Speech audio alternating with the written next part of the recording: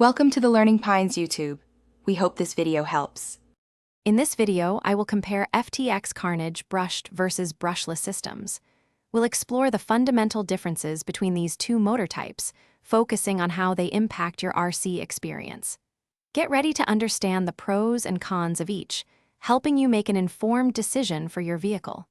We'll cover performance, maintenance, and overall value.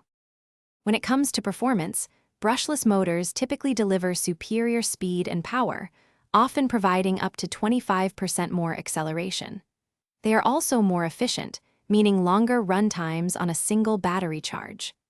Brushed motors, however, can offer excellent low-end torque, which is great for specific applications like crawling or precise control. Maintenance is a key differentiator. Brushed motors contain carbon brushes that wear down over time, requiring periodic replacement and cleaning. Brushless motors, by contrast, have no physical contact parts for commutation, leading to significantly less wear and tear.